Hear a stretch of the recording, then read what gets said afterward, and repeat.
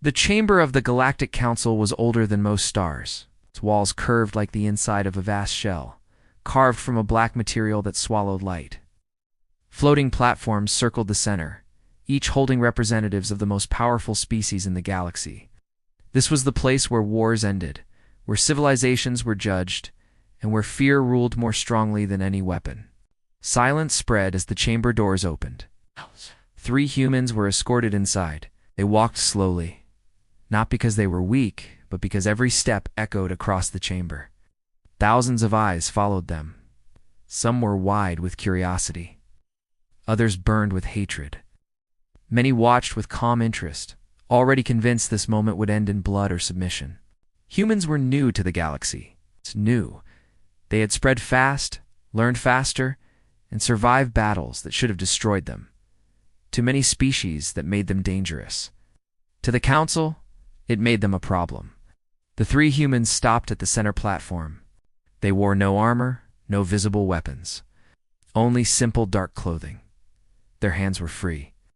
That alone caused murmurs to ripple through the chamber. No species had ever been allowed to stand unbound before judgment. The first human was a soldier. His posture was straight, his face calm, but his eyes were sharp and alert.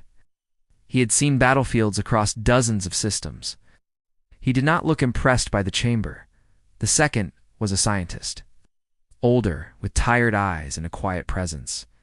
She studied the council members as if they were an experiment, not judges. The third was a diplomat, plain in appearance, with steady breathing and a careful gaze. He looked neither afraid nor proud, only focused. A massive being rose from one of the highest platforms. Its body shimmered with shifting colors, its voice deep and heavy, filling the chamber without effort. "Humanity stands accused," the council speaker said. "You expanded without permission. You built weapons without approval. You defeated forces that were never meant to fall." The words echoed, sharp and final. The soldier did not move. The scientist did not blink. The diplomat listened. The speaker continued, "Your species claims peace, yet leaves destruction in its wake. You claim weakness, yet survive what stronger species could not. Explain yourselves." The chamber waited. No one expected silence. The humans did not rush to speak. They did not bow. They did not plead. The pause stretched long enough to make several council members uneasy. Silence in this place was a challenge. The diplomat finally stepped forward. He did not raise his voice. He did not show anger. Spoke as if addressing equals, not gods. "We are here because you are afraid," he said. Gasps spread through the chamber. Guards tightened their grips on energy weapons. A few council members shifted in anger. The speaker's colors darkened. "You dare. You summoned us," the diplomat said calmly. "Not to judge us, but to understand us. Because you do not know what to do with humans." The soldier glanced at him, then back at the council. The scientist folded her hands. The speaker paused. Fear flickered across several ancient faces. The truth, spoken so simply, cut deeper than insults.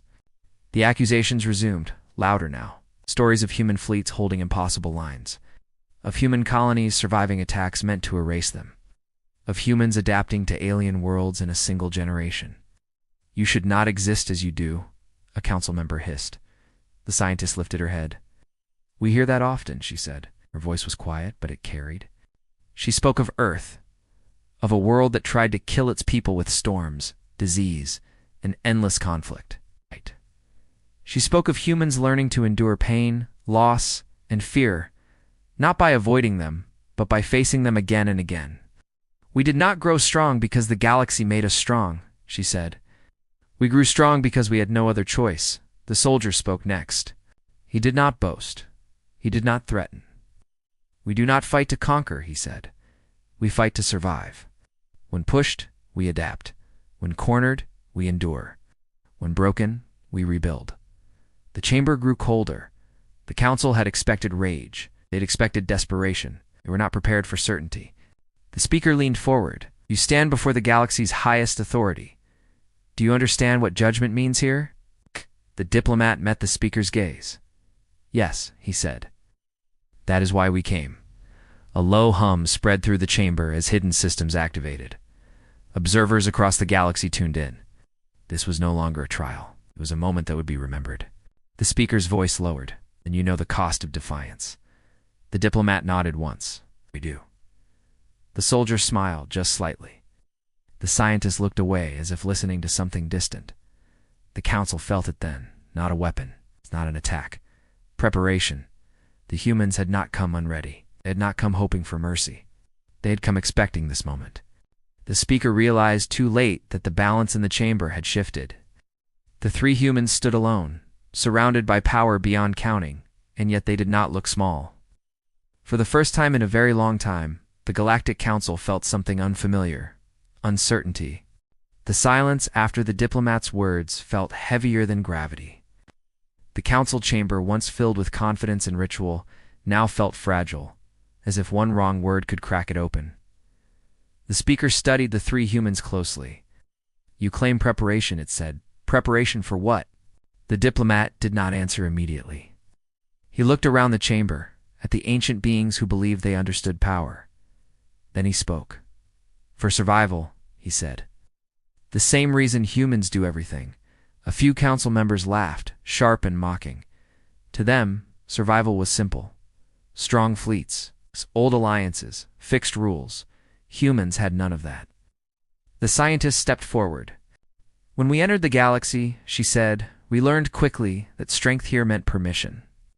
You decide who may grow and who must remain small." She paused, letting the words settle. "Humans never had permission on our home world. We survived without it." The soldier lifted his head slightly, almost quiet. "You saw our victories," he said. "You never asked how many times we lost before them." Images appeared in the air above the central platform. Broken human ships, burning colonies, evacuations under fire, children being rushed into shelters. The chamber stirred. "These battles were not in your records," the scientist said, "because they happened before you noticed us." She showed data streams. Human worlds attacked by pirates, by rogue fleets, by species who saw them as weak prey. Again and again, humans were tested. And each time the diplomat said, "We learned." The council watched as the images changed. Improvised defenses, civilian ships turned into shields. Scientists working beside soldiers. Loss, followed by adaptation. "We do not fear defeat," the soldier said. "We fear extinction." The speaker's colors shifted, uncertain. "You claim endurance," it said. "Yet endurance alone does not explain your growth." The scientist nodded. "That is true." Another image formed. A map of the galaxy, with thin human trade lines spreading slowly at first, then branching, then connecting. "We do not expand by force," she said. "We expand by solving problems others ignore." She pointed to resource-poor systems now thriving. Dangerous routes made safe. Broken stations rebuilt. Where others see risk, the diplomat said. "Humans see work." A council member leaned forward. "And your weapons?" the soldier answered. "Built because talking failed." The chamber darkened slightly as tension rose. "You outlawed our defenses," the diplomat said, "yet you allowed others to arm themselves against us, expected us to remain weak." The images shifted again. Secret deals. Council-proved fleets attacking human borders. Silent permissions given in shadowed chambers. A low murmur spread through the council. "You used us," the scientist said, "as buffers, as test subjects, as expendable allies." Her voice trembled, not with fear, but with restrained anger. The speaker's voice boomed. "These are accusations. They are facts," the diplomat replied. The soldier took one step forward. "You underestimated us," he said, "because you thought survival made us desperate." He shook his head slightly. "It made us careful." The chamber lights flickered. Several council members tried to speak at once. Others remained silent, watching the humans with new eyes. The speaker raised a limb. "If you knew this," it said slowly, "why did you not act sooner?" The diplomat smiled, not in humor, but in understanding.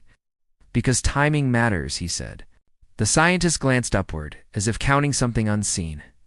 "We waited," she said, "until you called us here."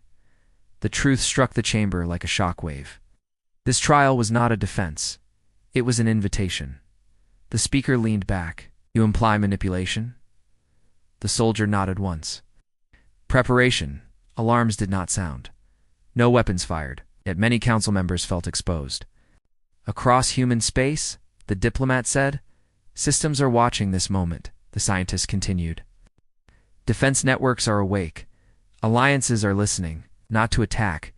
She looked directly at the speaker. To remember? A council member whispered. This is a threat.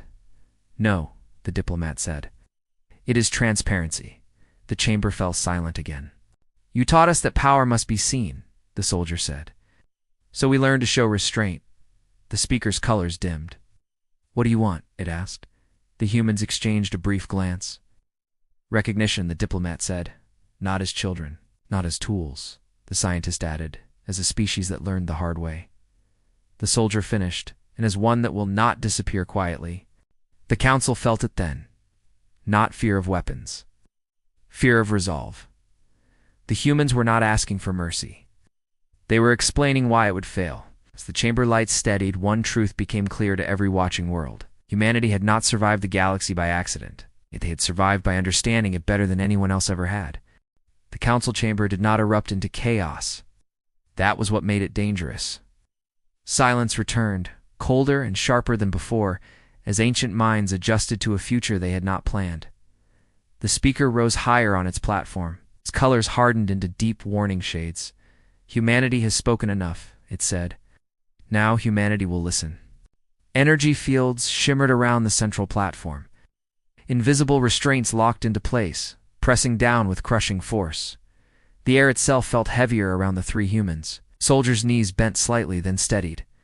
The scientist exhaled slowly, focusing. The diplomat closed his eyes for one brief moment, then opened them again. This council does not negotiate under threat, the speaker said. You will be made an example. Several council members signaled approval. Others watched in silence, uneasy. History was being forced into a familiar shape. A verdict began to form. Sanctions, isolation, the slow suffocation of a species through blocked trade and restricted movement, death without open war. The speaker spoke the words carefully, like a blade sliding free. Human expansion will end. Your fleets will be dismantled. Your systems will be monitored. The pressure increased. The scientist let out a quiet laugh. It was soft, almost tired. That won't work, she said. The speaker's attention snapped to her. Explain. Because you waited too long, she replied. The soldier straightened fully now. The pressure that had bent him no longer seemed to matter. His voice carried calm certainty. You believe control begins here? He said. In this room? The diplomat looked directly at the watching council members. Control begins with information, he said. The chamber lights flickered again, stronger this time. Several council members shouted in alarm as their private data streams lagged, then froze. What have you done? One demanded. Nothing harmful, the diplomat replied. Yet, the scientist raised her hand slightly. A projection appeared above the platform, spreading outward like a living map. Human space lit up first. Then, slowly, other systems followed. Trade routes, defense grids, communication hubs. All publicly accessible, she said. All interconnected. The speaker's voice grew sharp, said this was not an attack. It still isn't, the soldier answered. It's a demonstration. Without warning, a distant council-lined fleet went dark on the map. Not destroyed, not damaged, simply silent. A moment later it returned. The chamber erupted. You shut them down, council member shouted. For 3 seconds, the scientist said, long enough to make a point. The speaker's colors flashed violently. This is an act of war. The diplomat shook his head. No ships fired, no lives lost. Your own laws define war more clearly than that. The council hesitated. They were trapped by their own rules. You taught a structure, the diplomat continued. The restraints around the humans weakened slightly. The council systems were still functional, but no longer absolute. You prepared all this? The speaker said slowly. In secret, the scientist nodded. In silence, the soldier added, because loud threats invite early destruction. A different council member spoke now, older than most, its voice slower. If you have such power, it asked, why not strike first? The diplomat met its gaze. Because fear creates enemies. Memory creates balance. The chamber fell quiet again. "You wanted to break us here?" the soldier said. "To remind the galaxy who decides survival?" He looked around, meeting dozens of alien eyes. "We already learned that lesson. On worlds that tried to kill us, the pressure fields shut off completely." The council guards hesitated, uncertain. Orders came late. Authority was slipping, not through force, but through exposure. The speaker lowered itself slightly. "You risk everything with this?" "Yes," the diplomat said. "That's how humans know it matters." Another system on the map flickered. A council archive opened, its sealed records visible to every observer across the galaxy. Gasps spread, hidden votes, quiet approvals of violence. Deals made to erase inconvenient species. "You built peace on silence," the scientist said. "We survived by breaking it." The speaker tried to cut the feed. It failed. "You are not ready to rule," the speaker said, almost pleading now. The soldier shook his head. "We never asked to rule." The diplomat took a slow breath. "We asked to exist without chains." Around the galaxy, worlds watched. Some in fear, some in awe, some in hope. The council realized then what true escalation looked like. Not destruction, revelation. And humanity was very good at it.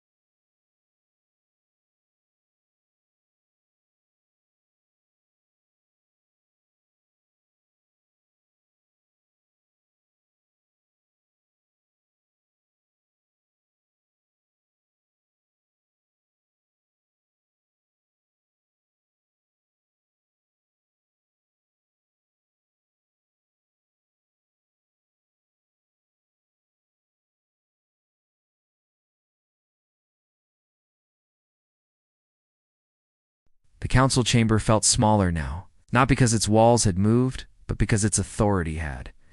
The ancient structure no longer felt untouchable.